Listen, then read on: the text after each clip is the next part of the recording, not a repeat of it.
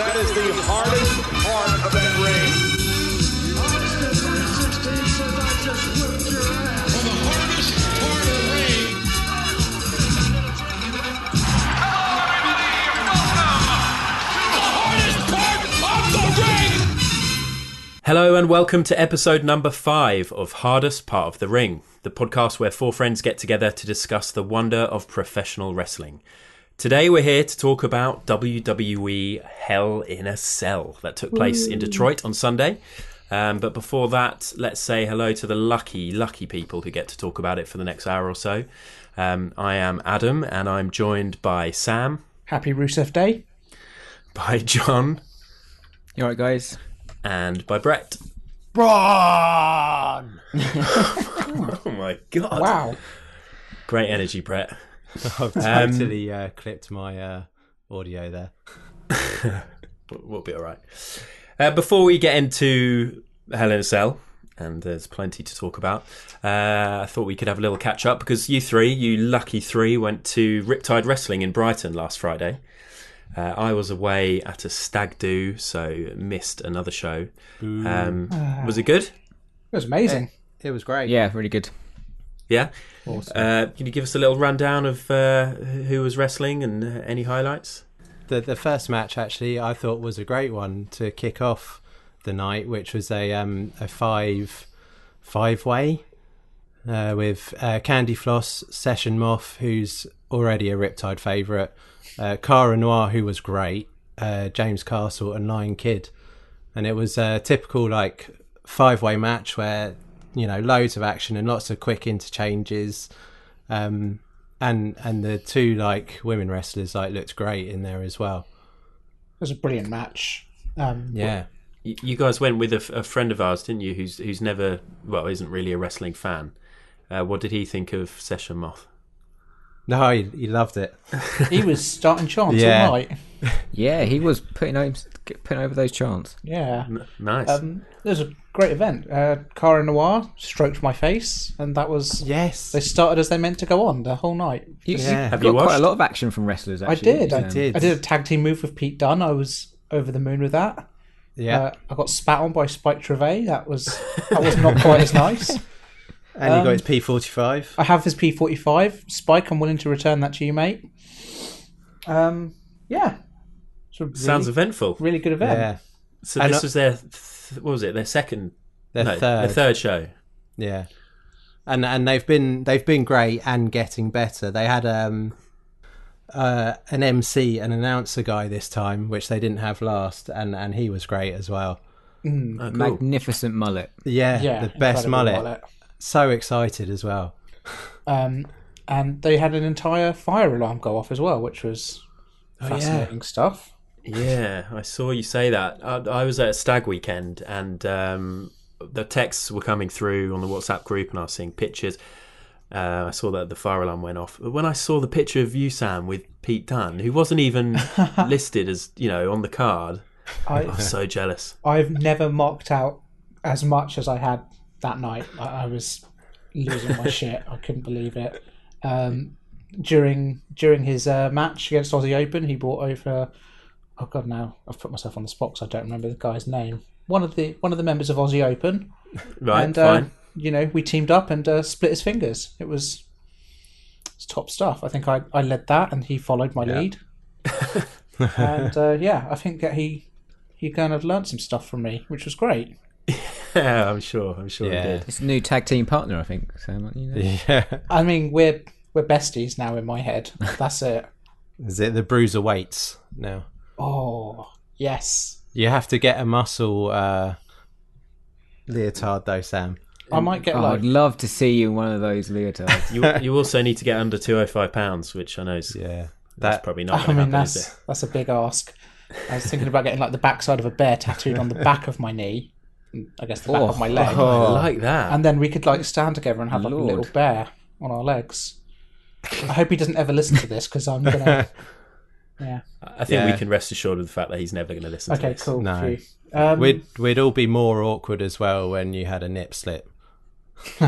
Oh, God, yeah. I mean, it's bad enough with Pete Dunne in that Yeah. it. You might- ring attire, let alone you, Sam. Well, you say that. You don't know. I like it. Sam, would you shave or would you go like hairy? This is a difficult one because I'm actually quite a naturally hairy person.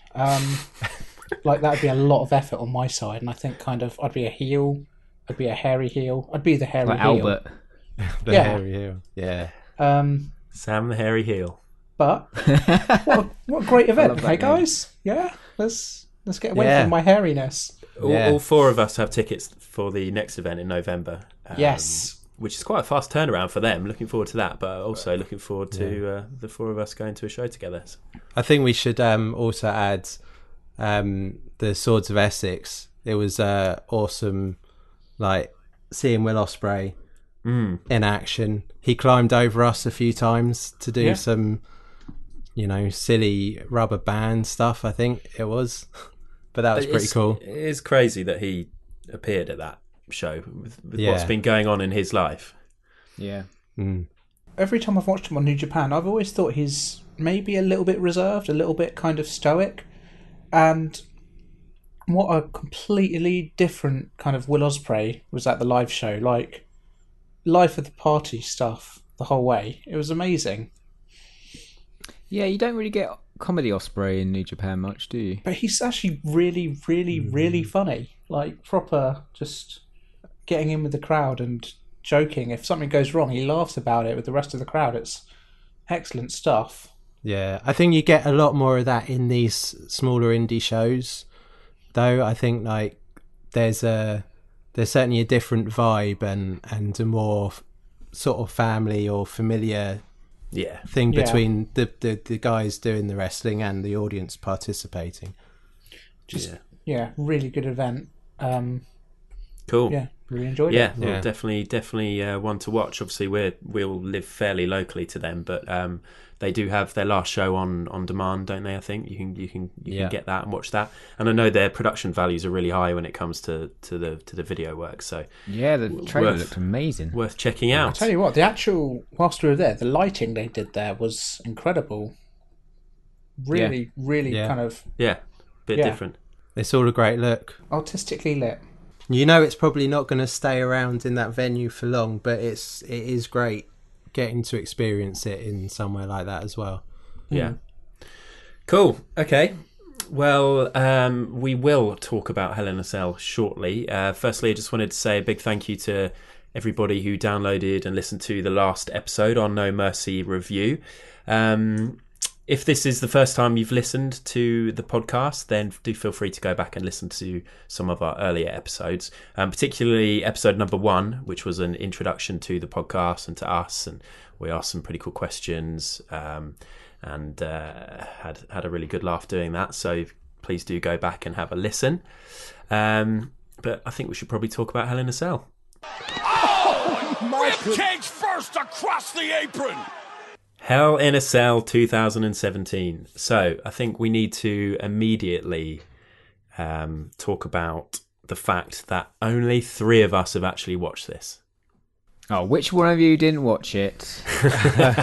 Yeah, one lucky SOB. John, what happened? Okay, so I moved house last weekend and the internet has not been installed yet, so I have not been able to watch Hell in a Cell. And yet, miraculously, here you are on Skype being able to talk about it. Yeah, convenient. I'm on BT Open Spot at the moment. So Which was not strong enough to stream yeah. pay-per-view, unfortunately.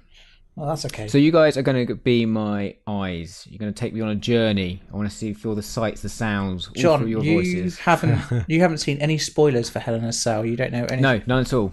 None Okay. at all. This is quite cool then. So we can literally do a play-by-play 3.5-hour podcast. Yeah. But we can make it up. Yeah. Guys, I didn't see Hell in a Cell either. So, Hell in a Cell. Okay, well, let's just address the fact that we all had pretty low expectations, I think, going into this. I mean, looking at the card on Sunday morning, thinking about watching it the next day and then recording this podcast, I was worried because I just thought, I'm not excited about any of this. yeah. I was sort of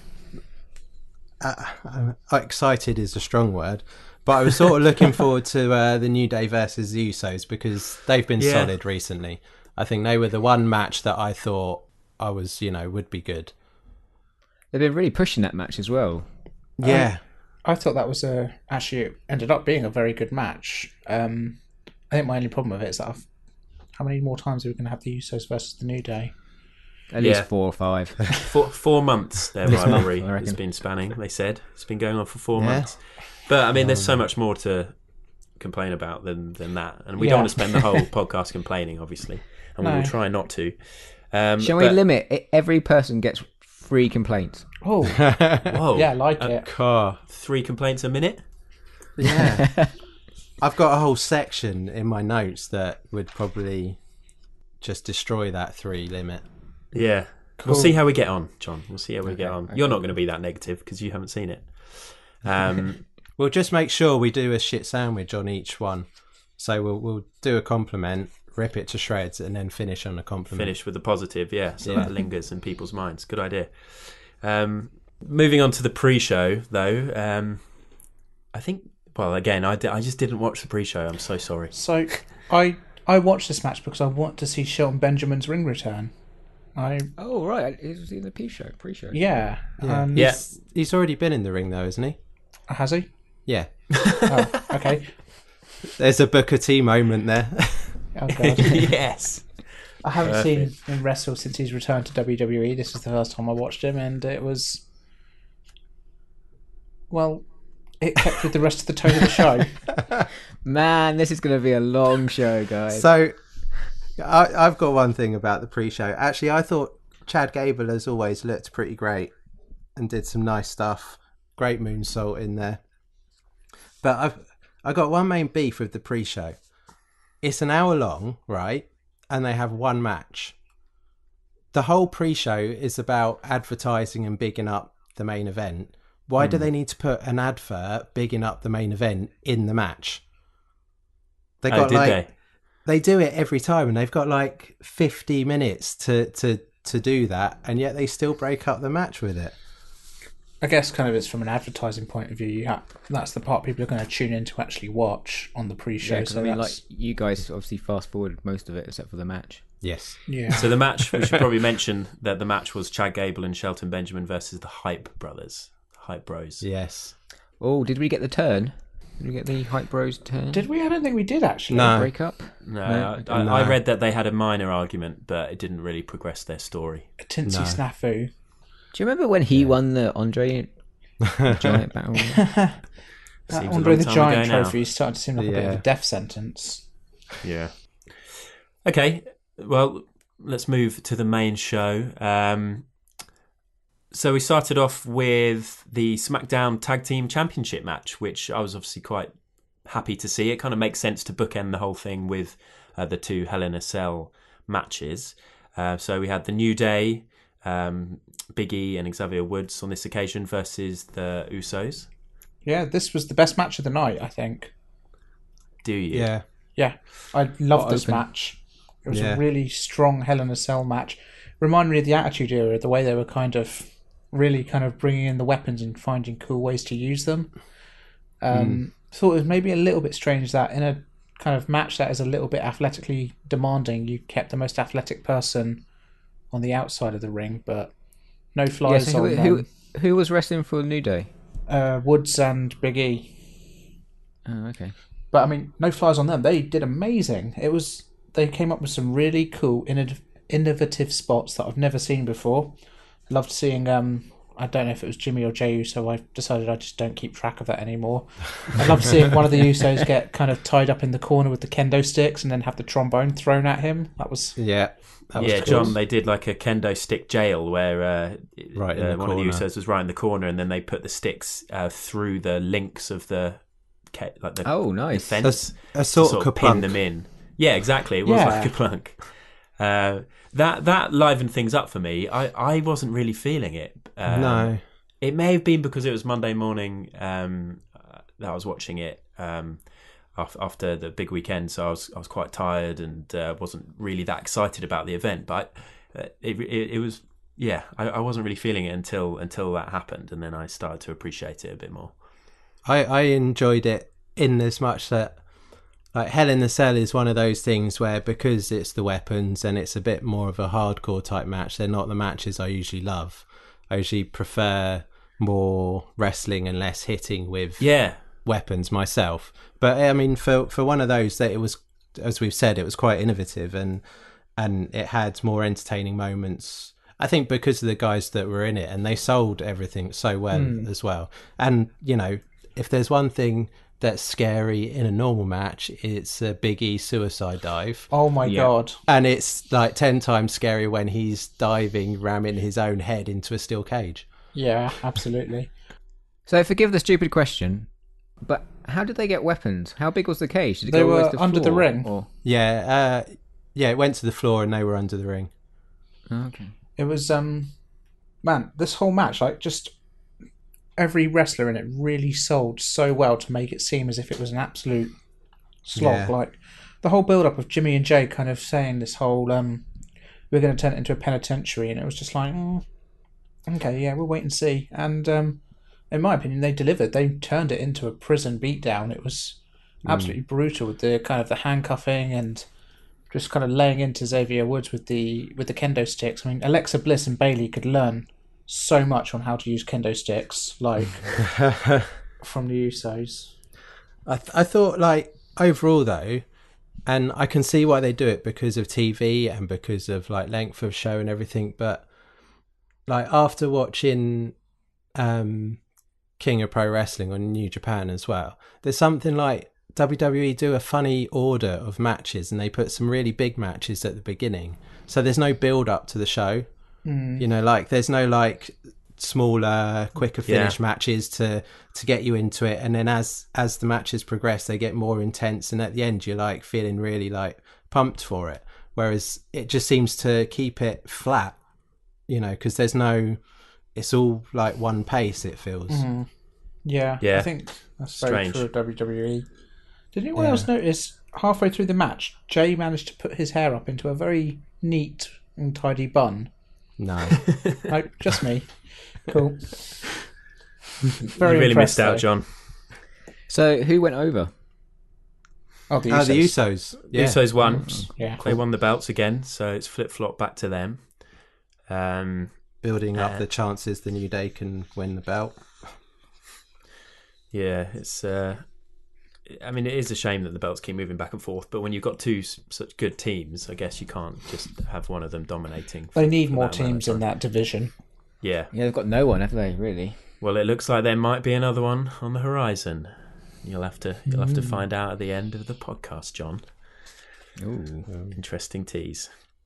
Anyway, should we move on to the next match? Probably the highlight. Yeah. So the match was Rusev versus Randy Orton. Oh, classic. Very exciting. I got 2 questions on this match. How many RKOs does it take? Because I'm unsure. Yeah. And where does it come from? I mean, can an RKO come from out of nowhere if literally everyone knows it's coming? And he's right there. And he's there. He's right there. Yeah. And he tried to hit one earlier in the match. Anyway, we're not going to talk about this. I don't think we should talk about it very long. But John, all you need to know is that Randy Orton beat Rusev with an RKO out of fucking nowhere. hell, really? With the same routine for Randy Orton. We had Joe Watson on Twitter at Fourth Wall Writing say, what was the point of RKO and Rusev? Was it filler or random story? If the latter, where can it go? Where can it lead to? Water. Yeah, we won't even bother going into that, Joe. There was no point in it. Wow, harsh. Rusev deserves better. He does. Rusev does deserve better. We say that every podcast. So we were feeling pretty down after this match, and we thought, what could cheer us up? And we got a KFC advert. And we got that then. We got a KFC advert with. Oh wait. Can I try and guess which legend has degraded themselves by putting them into this advert? Sure. Yeah, okay, go for it. Okay. Bret the Hitman Hart. No. Outrageous. Never. He's like one of the most serious people in wrestling. He would never No. He wouldn't be able to pull it off. But Sorry, he loves Brett. chicken, I reckon. Well, who doesn't? Loves chicken. Other than Daniel Bryan. One more guess? It's difficult. Sting. No. Afraid not. Oh man, that's an advert I want to see. He's probably got a deal with Burger King. Yeah, Kurt Angle, Heath Slater, and Kurt Angle. Was Kurt Angle dressed up as the Colonel? He was. Yeah. It was kind of weird. It was really weird. He looked quite good dressed as the Colonel. It's because he had hair. He looked sharp in the suit. He did, and like he just I don't know. He looked because he's just a big bald man with a massive neck, but to see him with some hair, some facial hair, glasses, accessorize that big bald head. It kind of worked. I enjoyed the KFC advert more than 4 of the matches on the card tonight. Yes. Anyway, let's keep this positive. Let's keep it moving forward. The next match was a triple threat match. This was the United States Championship match. So, John, I'm sure you're aware that initially this was supposed to be AJ Styles versus Baron Corbin. But in the pre-show, Ty Dillinger went and had a chat with... Daniel Bryan. Daniel. Sorry, I keep forgetting everyone's names. Ty Dillinger went and had a chat with Daniel Bryan and put his case forward to be in the match after his win against Corbin on SmackDown. And Daniel Bryan said yes. In fact, Ty Dillinger said yes. And Daniel Bryan was saying 10. And they were just repeating those chants. And that was actually quite funny. But yeah, that happened on the pre-show. So Ty Dillinger was added to the match to make it a triple threat. Yeah. Good for Ty Dillinger. Yeah, good for him. You got to ask. If you don't ask, you don't get. Did he take the pin though? Did he lose? Was he the one that got pinned? Well, yeah, of course, but that's not the point. Yeah. Actually, no, that's entirely the point. I was going to say. Yeah. Did he? Yeah, he did. He took the pin because Corbin kicked AJ Styles out of the ring, didn't he? Quite hard. That's right. Booted Yeah. him to the ground. Okay. I'm actually going to throw it out here. I think this was one of Corbin's best matches to date. I mean, I enjoyed all the bits where he was out of the ring and Ty Dillinger and AJ Styles were wrestling. I think Brett agrees with you there, Sam, actually. Subtly, but I think that's an agreement. In a We're way. going for the shit sandwich version of Baron Corbin. He's coming around. He's warming to him. You can see it in his eyes. When he delighted. wasn't in the ring, I enjoyed it. So I'm going to throw out there that Baron Corbin throwing AJ Styles across the ring was pretty cool. Yeah, agreed. Choke slam onto the knee, that was pretty good. Yeah, that looked nasty to me, but it was good. Kicking AJ out of the ring at the very end, that looked pretty brutal. Yeah. And also, I'm starting to really enjoy Baron Corbin quotes, just kind of talking to the audience, given his running commentary mid-match.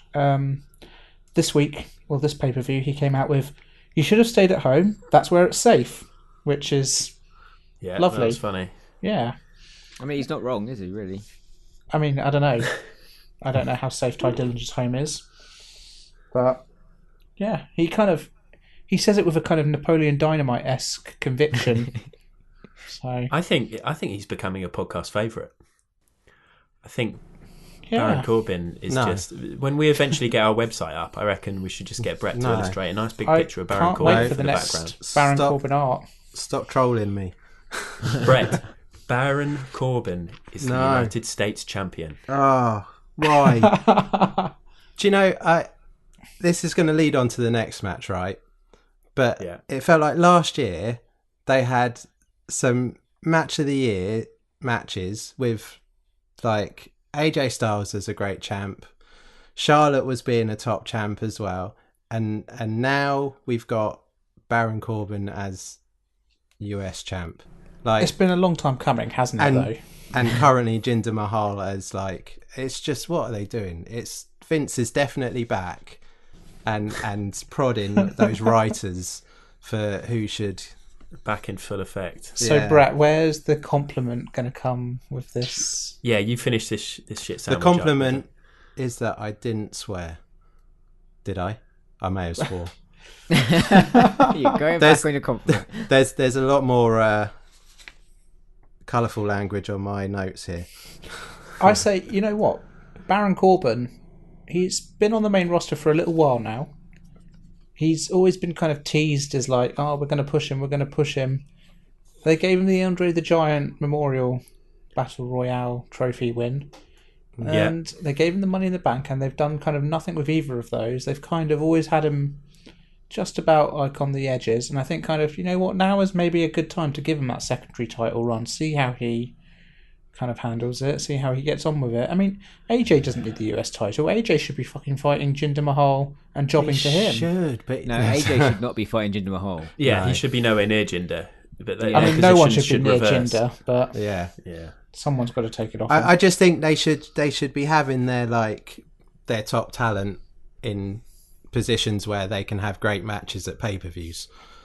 I agree, but how do you bring through other talent? Well, you bring them through in the other matches. Baron Corbin doesn't need a title to build him up. Not yet, anyway. If you're giving him a title, that's sort of like building him up by making him a champ rather than building him up by him progressing and getting crowd or, on side. I think he has just about earned it. Like, I think he's done a lot of legwork. He's been through the mill. He's been through the John Cena ass kicking. He's been through the Money in the Bank debacle. Like, he's I think I agree.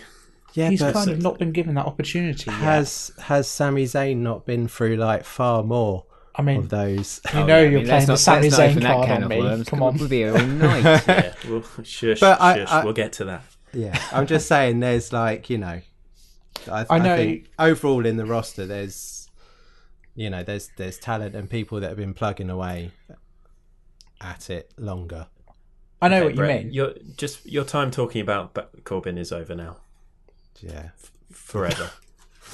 I'm just going to mute out anything you say when I edit this later. I agree with Sam. I think it's good that he's the champ. I think it was an okay match. And we can now move on to the next match, which was the SmackDown Women's Championship. This was... What? Was it not? No, it was. I just literally have no notes. Like, I don't even have a title for this one written down. Okay. Well, hopefully you remember that it was Charlotte versus Natalia. Flairs versus the Hearts. I was going to do you a really cool quiz looking at different families in WWE history and ask you who are the most successful families in terms of belts won, but I couldn't actually find those stats. And I mean, I could find them for individuals, but then I'd have to add them all up into myself, and I'm not prepared to do that. Are John Cena and Nikki Bella married? No. So no podcast points up for grabs this week, I'm afraid, guys. So sorry. No. So, I mean, what do you think about this? And maybe we should try and reveal the result towards the end so John can feel the excitement that we felt. But, I mean, Charlotte's period as a face has been pretty underwhelming so far, hasn't it? And yeah. My prediction was that this was going to be a really big night for her and that she was going to win it. I even thought maybe Carmella might cash in. I just thought, looking at the card, there's just not much excitement there. This is an opportunity for a match to grab some headlines, and that didn't happen. No, I thought she was going to win this. I thought this was hands down going to be Charlotte taking the belt back. I didn't get this match. I didn't get what they were doing or anything, because like Natty dominated throughout. Like she was just on Charlotte, like on the offensive for most of the match, and then it had the ending it had for, I don't know why, because she was like dominating the match anyway. She am I revealing it too soon? No, reveal it, because actually I don't have any notes for the match. It was a disqualification finish because Natty hit her with a chair or something. Ugh. And it just like, it made no sense, because I didn't get why Natalia was so strong against Charlotte in this match. No. Because there was no cheating until the end. There was no, It would have made sense if Charlotte was dominating and it looked as if, Charlotte was going to win, and then Natalia resorted to that on the outside. That sort of, it makes sense for her to cheat to win. It was so peculiar. It was. With the first two matches having title changes in them, the first two title matches having title changes in them, I think kind of at that point it seemed fairly. I didn't think they were going to change all the titles around this night, so I kind of expected a Natalia win. Yeah. Although I thought kind of the way they were billing it with the injury on Charlotte's leg, I thought they were going to have the sharpshooter finish, and I just think that would have made more sense. If you're going to make Natalia strong, at least make her kind of go over cleanly. Yeah. I think it's good moving forward because I was disappointed when it happened and it fell really flat for me. But if the feud didn't really have much build, and so this, having the DQ finish at a pay-per-view is, Charlotte's going to be out for a revenge, and they should be able to build to something more where hopefully Charlotte will take the belt. It's just been a weird year for Charlotte. I mean, ignoring everything with her dad, because that's sort of only happened in the last couple of months. But even before that, she just moved to SmackDown. I think that comes in the writing, though, doesn't it? I don't think. Yeah, for sure. It's been her not performing, because when she started, even as a face, I thought she didn't need to change too much because she already had a great character. I mean, I just really think that the division itself is just weak. Right, something positive. Finish with something positive. John, why don't you try and be the sweetness in this shit sandwich? Okay. Well, I mean, at least I didn't watch it.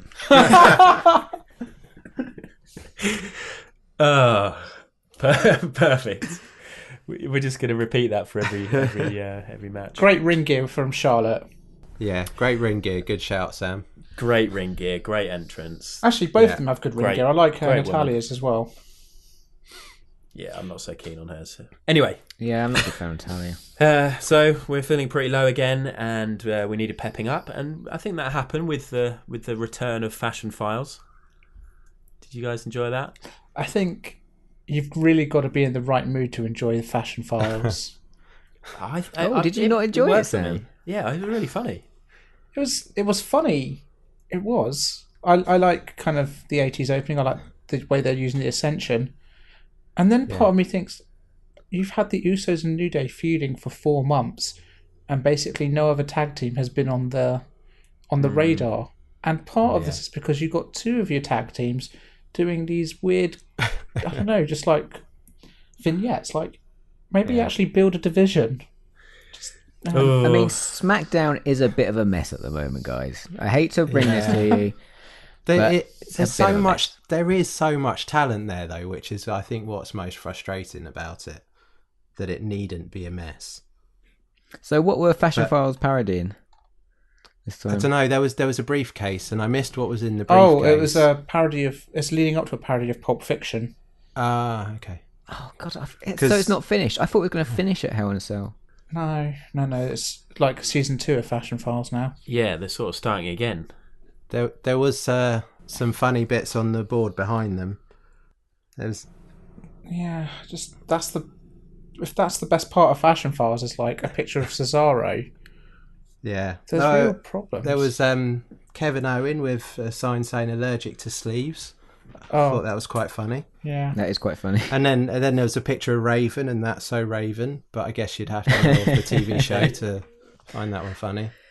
It's nice that Raven got a reference though. That's cool. Yeah, they had the picture of Ty Dillinger with the note saying that hair's a 4. Yeah. Yeah. I thought it was really good. Nice comic relief. It needed it. It's a really valid and good point that Sam makes about those 2 tag teams just tossing about, making those little videos when the division is in desperate need. But it was fun, yeah, and we did need it. And it was sort of, WWE try and do comedy a lot, and sometimes it really doesn't work. But I think this worked really well. So I think you've got to be in the right mood for WWE comedy. I'm not sure if I was in the right mood during this Fashion Files. No. Okay, fine. Were you in the mood then for the next match? The WWE Championship match? I was really hyped up for this because I was so convinced that this was the end of a certain reign and the beginning of a new one. But their tour to India is in like a couple of months, isn't it? Or like a month. It's never going to happen. Yeah, I had no idea about that. That is a good point. Yeah, I hadn't realised that. So this, of course, was the match between Shinsuke Nakamura and Jinder Mahal, a.k.a. Sam. The modern day Maharaja. Oh God, that's good. I kind of hope he stays champ for a long time, just so you can keep doing that on the pod. My highlight of this. I wanted to say that I really like Jinder's music. Yeah, I really It's like his music as Indian well. hip hop, and I think the way they've done his whole entrance, I quite enjoy the Singh brothers introducing him. Yeah. I like the carpet rolling out as he walks down the ramp. Yeah. Um, The ring attire, even though it's just trunks, looks cool. Pale blue was a nice colour. Yeah, I agree. I think they've done all they can in that sense. Yes. To make it work. I like a lot of stuff about Jinder Mahal other than his wrestling. Yeah. How veiny was he? He was top veiny. Yeah. Oh, extremely veiny. Very mega veined. Yeah. My highlight of this was in Nakamura's opening. They cut to a shot of the crowd, and one guy was just losing it, dropping his dance moves, and I looked at him and I was like, what an idiot. And then I looked at myself watching it and I was like, oh shit, I'm doing the exact same thing here. So it was like looking in a mirror. Yeah. When he's with Nakamura's entrance, I think because of what the show had given me so far, I wasn't waiting for the wrestling to make notes. I was just going to state my point that I can't stand the change they've made to his font on his Titantron video since moving him to the main roster. He had a sweet looking sans serif that was red against black, and it looks modern, it looks like great, and then as soon as he goes to main roster, they get some crappy like default font. Well, not crappy, it's just dependent on its use, and in this use it's crappy. They just think it looks Japanese, but it's French. Whoa. Wow. Going in hard. Is this your big rant that you've got This saved is my up? big rant. Okay. And I saved it for that because Okay, cool. I actually didn't talk about the wrestling. I think we should have a new segment though, where Brett breaks down a font used by a wrestler every episode. It just was great, and then they move him to NXT and they make it to the main roster, and it looks crap. Do you know what's really sad is that all of us are kind of from design backgrounds, and you've just put us all to shame, Brett, I think. Like, I'm trying to picture what the font looks like, and I'm just like, just some yellow font. No, I totally recognised it, and I immediately in my head thought of like 5 or 6 other very strong, modern, contemporary fonts that would have worked very well in that environment. I thought it probably wasn't best to bring it up on a podcast where we're trying to appeal to the masses. An audio social media. Yeah, don't put me in the same boat as you, Sam. I'm sorry. I just thought the kerning was a little out. That's all I'm saying. I mean, should we be harsh on Jinder? I was surprised that Jinder went over clean. Yeah. I wasn't expecting that. I mean, this match, started off within, a minute, there were "this is boring" chants. Yeah. And then jeering, and then boos. Oh, dear.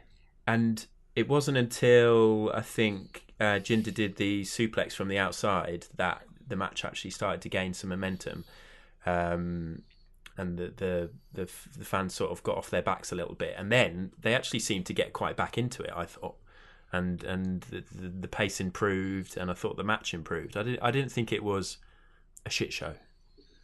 I don't think Jinder has any place being where he is. No, I agree.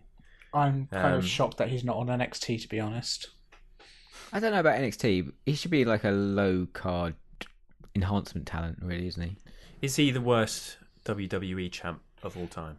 Bray Probably Wyatt. not, actually. Bray Wyatt. Jack Swagger? Oh, good shout. Great Khali. I think that's the winner. That's got to be the winner. Hey, Randy Orton. Yeah. Especially recent Randy Orton. The last 3 champions, am I right in thinking they've basically been Bray Wyatt, Randy Orton, and Jinder Mahal? Yeah. Jesus Christ. And I don't know if what I was looking at was wrong, but there was a list of combined days of like being champion from however many belts, and it was saying like Jinder's been champion longer than AJ Styles was, and I don't know how right this is, but it also said that he's had a longer like combined day run than Edge or Chris Jericho. I was like, jeez, can that be right? I mean, that can't be right. He's had it a while. The biggest problem here is the fact that as you previously mentioned with like the US title thing, is you have so much talent. Yeah. Why is Jinder the champion? Why is you like you got Kevin Owens, you got Sami Zayn, you got AJ Styles, you got Bobby Roode, you got Shinsuke Nakamura. You've got so much talent there, and then it's just like it's just been a commercial experiment, hasn't it? Yeah, totally. And they're going to India, and then I'm sure when they get back, he'll lose it, whether it be to Nakamura or whoever else. And we'll all look back at it as a total shambles, but I'm sure the accountants may well look back at it and go, okay, that's cool. Look, we've got a load more subscribers in India, sold a load more merch. It doesn't necessarily have to be Jinder merch, but it could be whoever he's been wrestling against or whatever. I think it's also frustrating because his lackeys are far, far better wrestlers as well. Yeah, they do a great job when they get beat down by whoever he's wrestling, don't they? They another know how tag to take team a bump. not being used. Yeah. Yeah. Actually, with Jinder, there's also the other strange thing of the fact that kind of up until the Shinsuke Nakamura feud, he's been a heel, but he's kind of been calling out American audiences on the fact of their xenophobia and kind of, you don't like me because I'm Indian, blah, blah, blah. And then this entire feud, he's been pretty racist towards kind of very Shinsuke racist at Nakamura. points. Yeah. And it's just been very... I understand wrestling heels, they're meant to be kind of ironically comedically kind of villainous, but it was just kind of like, it very much undermined the kind of point here, I suppose, with having, I don't know, a different champion or... I think they were just trying to make it okay to boo him.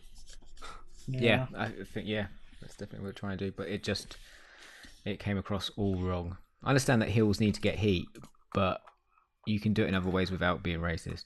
Yeah, totally. Yeah. I have 2 questions about this. Do we think Jinder's going to lose the belt before WrestleMania? I hope so. I reckon maybe Royal Rumble. And is there a way back for Shinsuke after this? There has to be. Yeah. He's so good. They've got the talent on SmackDown to have some really good feuds, but they need to actually make those talented wrestlers wrestle each other. Yeah. Maybe there'll be more switch up roster-wise.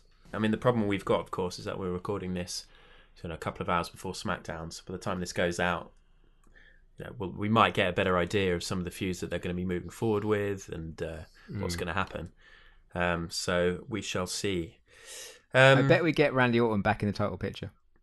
Oh God!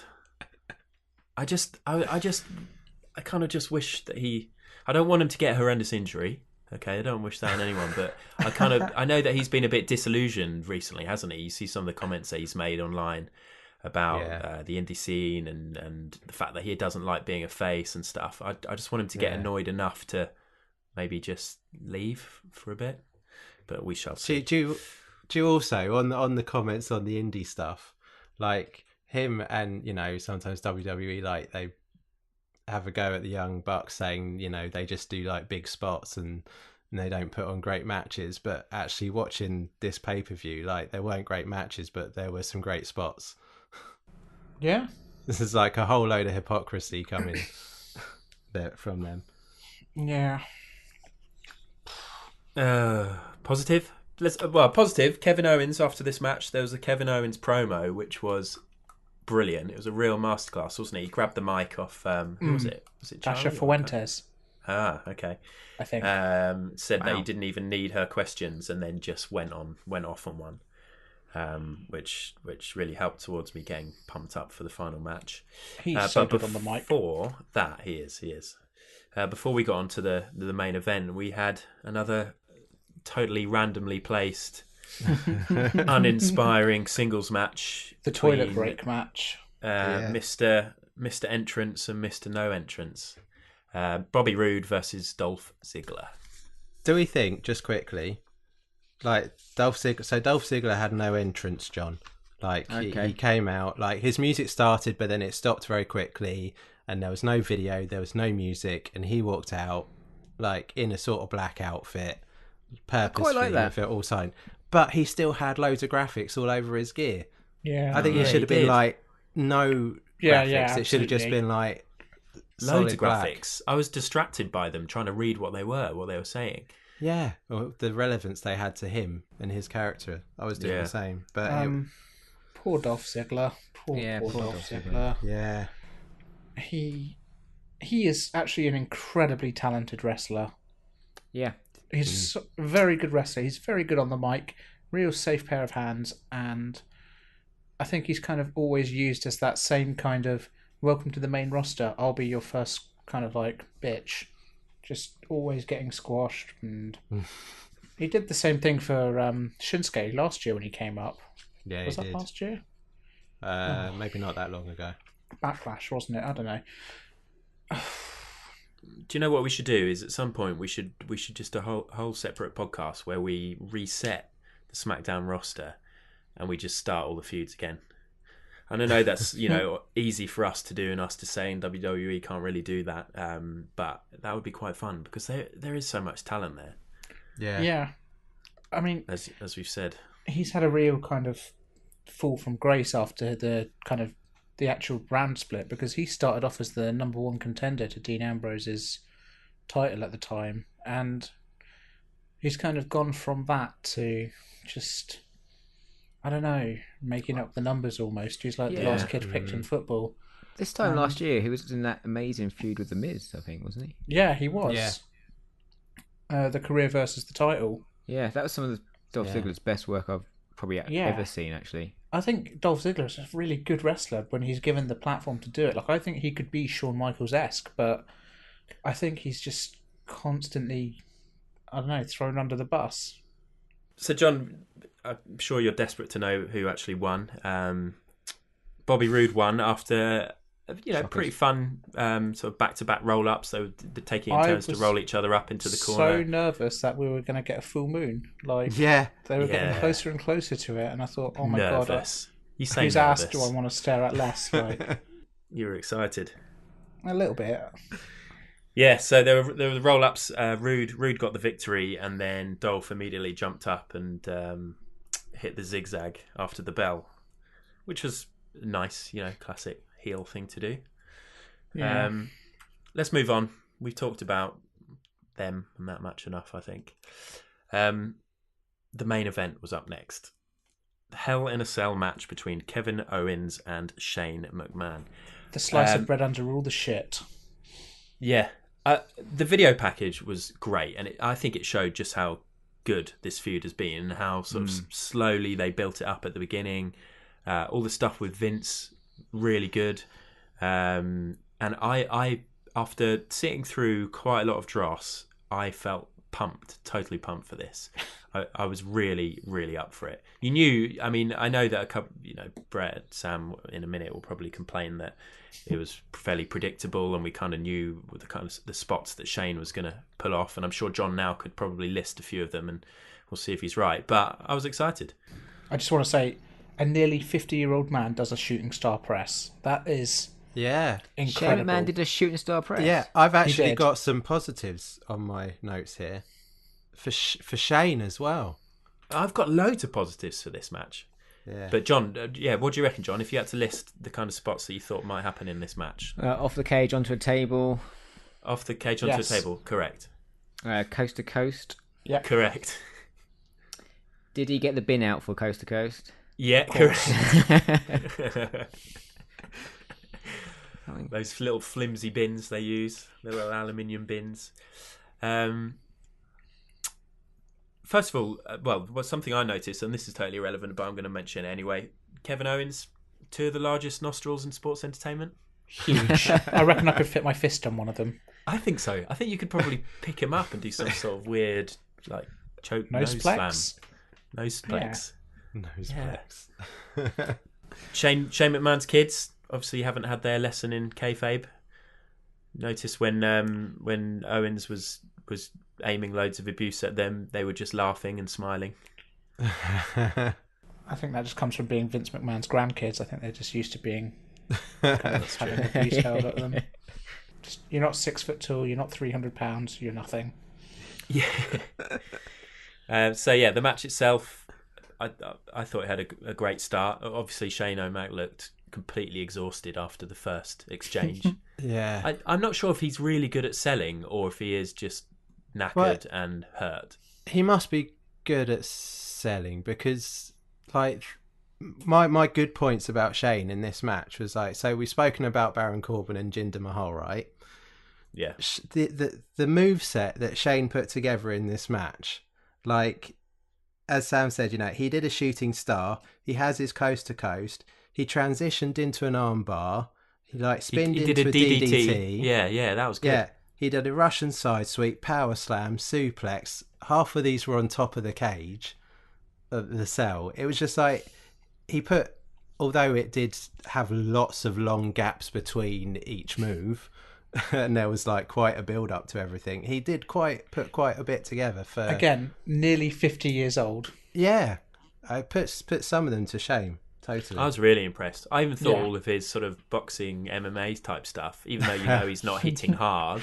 His MMA background. It looked fairly legit. I mean, it says somebody who's never done any MMA in his life or watched any.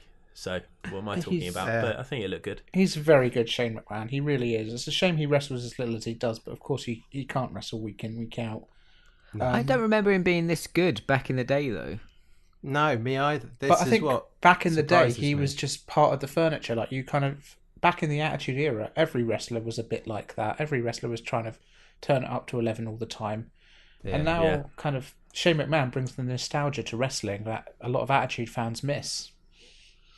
Yeah, he's not so talented with a set of bolt cutters, though, is he? Oh my god, I saw that and I just thought, no, guys, this isn't going to work. Yeah, at one point, Shane and Matt wanted to get out of the cell, and he was demanding that the refs let him out, and they were saying no. So he got a pair of bolt cutters out from under the ring, and then was trying to cut the padlock, and it took ages, took so many times. You could tell he was getting frustrated and worried about it. Was it like Jamie Noble trying to open the ambulance? Yeah, it was. It reminded me of one of my favourite things ever. Was back in Mark Henry's heyday, when he was being billed as the world's strongest man, he one time came down to the ring, and the idea was meant to be he was meant to rip the door off the cage, just tear it straight off. Yeah. And he started trying to do it, and he couldn't do it. And then you just hear some guy from the crowd shout, "I thought you were the world's strongest man." And in the end, I think he had to get the bolt cutters to open it. It was just really awkward. What was it at this point, or was it before they got in the cell that Kevin Owens rammed Shane's Willie into the door? Yeah, that was after they left the cell. That was a cool thing to do. Moments after they left. Also, that was funny. Shane McMahon laid a beatdown on Kevin Owens using half a table, and I can't believe in 20 years of watching wrestling, I've never seen anyone do that. Yeah, that was good. Yeah, but that was after. Oh God, this is probably a right shambles for you, John. But there were so many good spots. I thought, and I know maybe some of them took a while to get into, but there was so much and so many things I hadn't seen before. But Kevin Owens did a cannonball off the edge of the ring into the table, which broke it in half. Obviously, he was trying to do it into Shane, but he moved out of the way. That was amazing. And then, as Sam said, Shane then used half that table to smack Kevin around a bit. I mean, just if you look at the list, I'm looking on Bleacher Report as I was reading some reviews this morning, and they always do memorable moments for each of the matches, and the list for this match was so long. So it's got McMahon dives off the security barricade to land a diving clothesline. McMahon misses a shooting star press. Owens powerbombs McMahon onto the ring steps. Owens misses a cannonball and crashes into a table. McMahon hits a coast to coast, bending a trash can over. Are you reading like a minute by minute report? Owens' body. No, these are like the highlights, the memorable moments. Right. Owens smashes McMahon's groin into the cell door. McMahon nails Owens with a Russian leg sweep onto the roof of the cell. So they both climbed up onto the roof of the cell. We'll talk about that a bit more in a second. Yeah. Owens powerbombs Shane O'Mac onto the roof. And McMahon leaps off Hell in a Cell with an errant diving elbow. So much. There was so much in this. I mean, it was 39 minutes. Should we tell John packed. that Shane is still alive? Oh, that's good to know. Just so you know. Okay, so before we kind of get to a really positive ending, I'm going to kind of put in one of my 3 pieces of shit here. Okay, be quick about it. Okay, fine. I have a real problem with the Hell in the Cell matches for the last maybe 6 or 7 years because the cell is so massive that realistically you can't throw someone through it or off it. So all of this kind of like climbing up to the top of the cell, fighting on it, it's all like it's never actually. No one's actually ever going to go through it because if you fell through that cage, you're going to die. And it reminded me a lot of the problem I had with the Dean Ambrose Brock Lesnar match at WrestleMania a few years ago, where it was a hardcore match, and the first thing Dean Ambrose does is pull out a chainsaw, and you're like, what the fuck? You can't use a chainsaw. That's not going to work. And it's kind of, what's the point? Like, wow, maybe you actually did do that really quickly. Thank you. Well done. Make the cell a bit smaller, make it a bit flimsier, make it a bit more fun. I think it used to be really tight to the ropes, didn't it? The cell. Yeah, yeah. I think that's what added to my point, where like there were some great spots in it, but it felt like it was 10 minutes between each one. I know it wasn't that long, but like to me, watching it, it just felt like ages before we got to a great spot. Yeah, No, I didn't. Yeah. It's interesting, isn't it? How you watch things differently and get a different feel for things. Because I didn't get that. I mean, I sort of know what you're thinking, what you're getting at now that you're saying it. Well, now that I look back, but at the time, I was just loving it. We've got Kevin Owens, one of my all time. Well, I say all time, but definitely at the moment one of my sort of top 3 favorite wrestlers. Shane pulling out all the stops, and when they went on top of the cell, that is a really high structure, and the images it was a true spectacle. Those images will go down in history of those there was two a great standing camera on top shot. of the cell. There was an amazing camera shot of Kevin Owens standing on the barrier when Shane McMahon was on the announcer's table, and then the camera just pans up and you can see him looking at that cell, and you're just like, Yeah, oh, he's that's going to super do cool. it. Yeah, And and when Kevin Owens was looking down, thinking, "Shall I do it? Shall I jump?" I was terrified. I've never been more nervous watching a wrestling match than. Well, than could you when those guys imagine were up his size? Like, he's a big guy. Like the impact, that would be totally different. How much do you think WWE pays in insurance for their wrestlers? I thought that. Like, how are they actually allowed up here on top of this ring? Because it'd be easy to lose your footing. They must have so much faith in that cell's engineering. The moves they were doing on top of it. Yeah, and it every really single started time. to bow, didn't it? And I thought, oh my god, he's actually going to powerbomb him through it. They were doing it on the same panel after this. Every move they were doing on the same panel, and it was starting to droop. And honestly, John, you may not want to go back and watch the whole pay-per-view, but 39 minutes of this match, I'd say it's definitely worth watching. I mean, I'm going to go back and watch the whole pay-per-view because I hate myself. And we've sold you on it. You're a dedicated pro, that's why. Yeah. And then let's talk about what happened. So the last, basically, we were left with Kevin Owens lying out on one of the announce tables. Falls count anywhere. Obviously, we haven't mentioned that yet. So they added that really late, didn't they? Weirdly. Yeah, they did. Yeah. Shane could have just pinned him right there and got the win, but no, he wanted one final big spot. So he climbed up to the top of the ring. He was looking down, and you knew that he was about to jump off. Again, I was just bricking it. Especially after we saw that GIF of the guy missing, climbing up the wall of a sports centre and missing the table. Yeah, in the floor. It's easy to I had do. that in my mind when he was there because you knew I was so terrified. He was going to drop. So he jumps, and literally as he's halfway down, and this was great timing. It really was amazing timing when you watch Pinpoint. the replays. Pinpoint. Sami Zayn appears, grabs Kevin Owens, pulls him out of the line of fire, and Shane McMahon goes flying through the table. I literally just got chills. My whole body, hairs on the back of my neck are standing on end.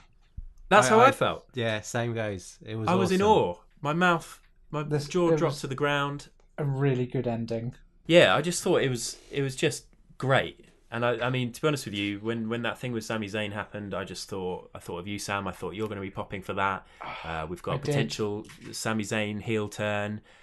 We've had one of the best matches.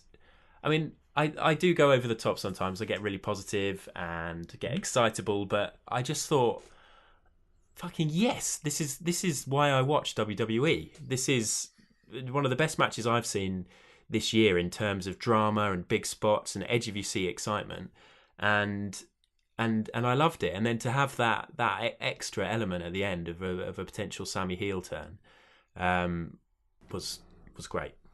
I love the potential this opens up with Sami Zayn and Kevin Owens, whether they go down a frenemies kind of thing or a tag team or whatever they do with it. It's just it opens up the door for a lot of potential. It opens up the door for Sami to actually get involved in the main event. Yeah, I think that's the best thing, isn't it? Just Sami being involved is just going to be great. Yeah, at all. Yeah. and he did a great job because he just looked so sheepish, didn't he, after? Yeah. So we should say as well, John, that not only did he pull him out of the way, but then when they were getting Shane, all the paramedics came out and they were putting him in a neck brace and stuff like that. On a stretcher. Yeah. Sami grabbed Kevin, who was, pretty out of it, dragged him across to make the pin to win the match. See, this is when WWE was really good, because this sounds amazing and it makes me want to watch SmackDown. Like, I literally can't wait to watch SmackDown. I want to know what happens. Too. I suppose the big question here is, what do you guys think they're going to do with Sami here? Do you think they're doing a full heel turn?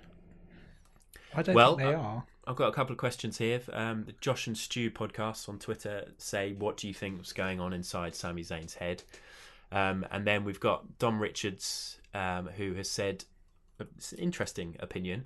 I'm probably going to be dead wrong, but I don't think Sami screwed Shane to align with Owens. I think Sami saved Shane from KO's wrath. Yes. He lost. Yes, this is exactly what I think. Sami knows better than anyone what KO is capable of, and I think he was just doing what he thought was best to save Shane. What was this guy's name again?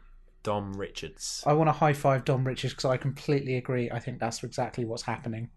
Really? Yeah. I thought, obviously, because they keep going on about the friendship, and even though obviously they've been more enemies, I just thought they were going to be harking back to, no matter how much they're enemies, they were still great buds, and to be on the receiving end of that elbow drop would leave you, Yeah.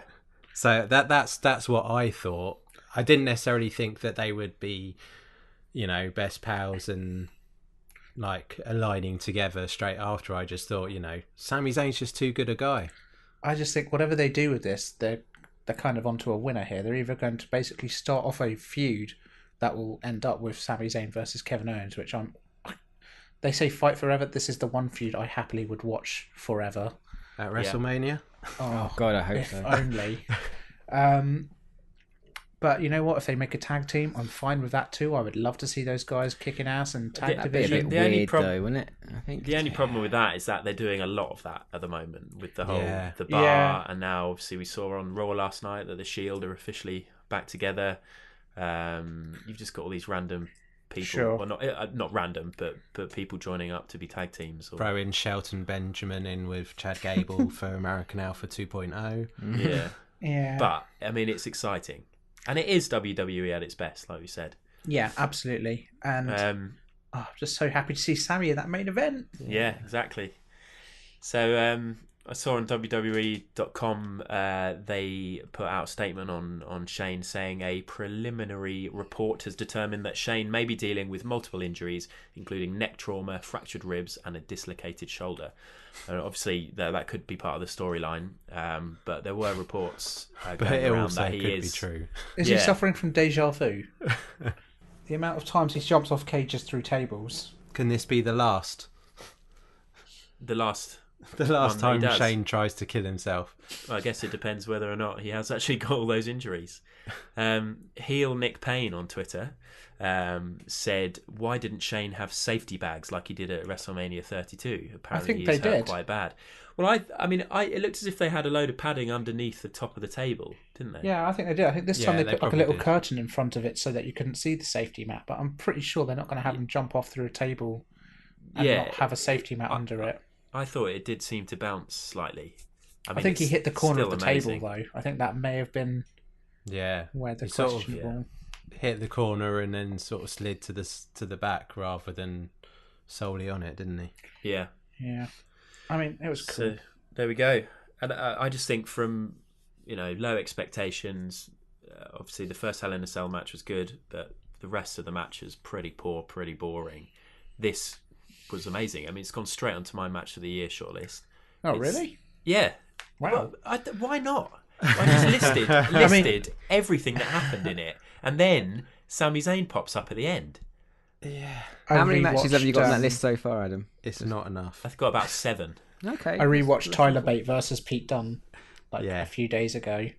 Yeah, that's on there, definitely. I mean, you know, most of them aren't necessarily 5-star matches, and I think we'll all have a similar shortlist for the best of the best at the end of the year. But yeah, I love this match, and I thought, hey, I saw some of your messages in the WhatsApp group, and I know that you weren't fully on board with it. So I even had a little look around online, read some reviews, and most people seem to agree that it was just great. Yeah, I think kind of there is one part of me which is a little bit like kind of, whilst a match with Shane McMahon always means you're going to get amazing spots and really cool kind of high-flying moments, there is also the inevitability, the fact that you know he's going to lose, you know he's going to jump off something, you know he's going to maybe break a rib.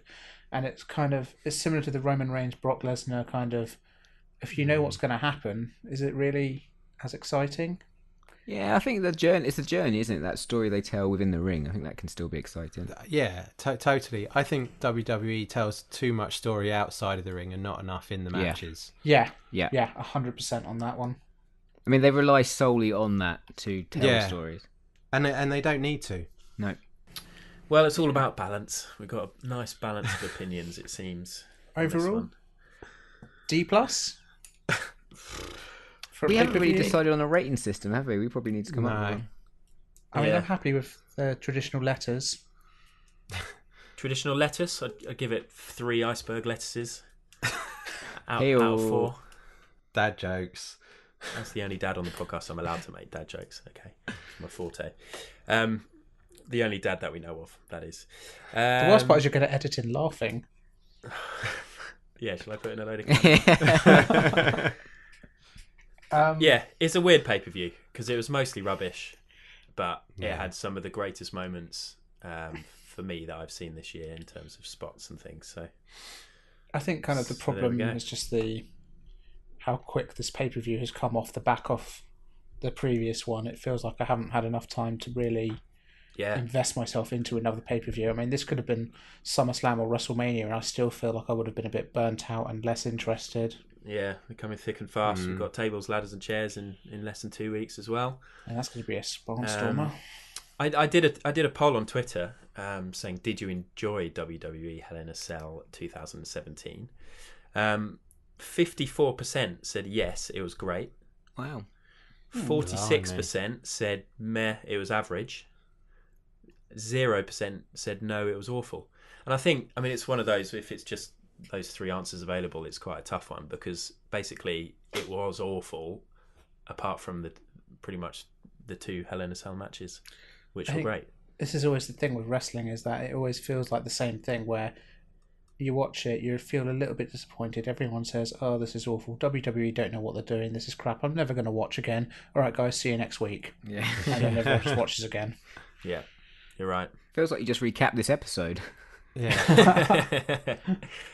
Absolutely all of that. Do I need to mention that's the hardest part of the ring? So, next podcast, we promised you guys that we were going to do our first ever top 5, and we are going to stick to that promise.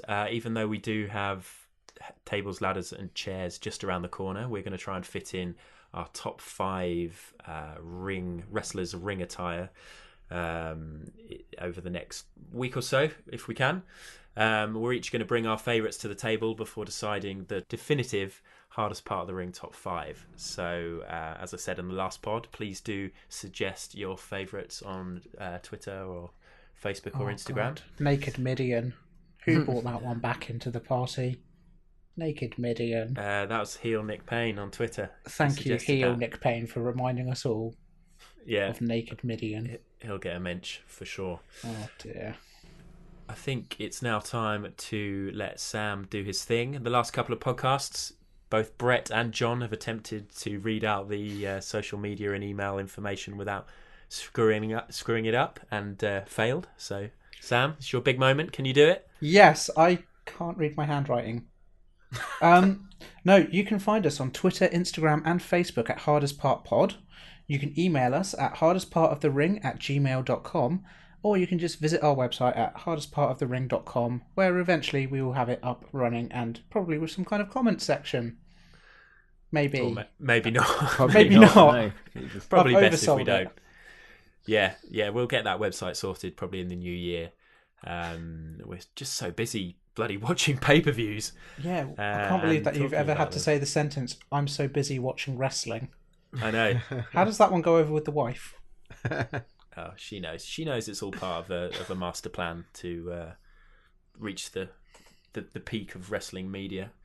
We're working on it with the new Meltzers. Yeah, Okay. when I'm sat next to Corey Graves on Raw, in a couple of years' time, it'll all be worth it. Please Sell out. share the podcast. Tell everybody that you love it and that you're listening, and it's the best podcast ever.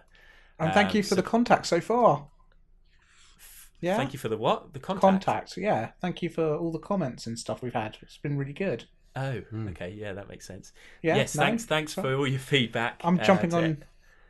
I'm sorry, I'm stepping on your toes. I'll shut up. No, go for it. Reading out the social has gone to his head. He's gone crazy. Yeah, I know. He wants the full-time gig. Thanks to everybody who's commented on iTunes, whether it be a 5-star, a 4-star, or a 2-star. Thank you anyway. I tell you what we haven't teased, but we're going to talk about anyway, is that we're going to do another giveaway, aren't we, Brett? Yes, we are. Kevin Owens. Just giving him away. Same thing again as last time. I think it's make sure you follow us on Twitter and retweet our pinned post on Twitter. Yeah. So the pinned tweet on Twitter will be the one that links to this episode. So if you go onto Twitter, retweet that. During the next podcast, we will randomly pick a winner. This is a Kevin Owens illustration, isn't it? It's not. We're giving away Kevin Owens like up for adoption. No, he's busy. Yeah. Okay. So it will be the original illustration by Brett. I'm sure he'll post some pictures up on the Instagram of that. I'll put a little bundle together and take some photos, and you can see what you can win. Nice one. So you guys can help us out by spreading the word about the podcast and potentially win some cool stuff. Should we say goodbye? Yeah. Or should we keep going for another few hours? Now let's say goodbye. Okay. Right. Thank you very much, everybody. It's goodbye from me. Goodbye from Sam. Happy Rusev Day. Goodbye from John. Goodbye. And goodbye from Brett. Toodaloo. That was the hardest part of the ring. That is the hardest part of that ring. On the hardest part of the ring. The hardest part of the ring. Shane has barely moved since receiving the power bomb.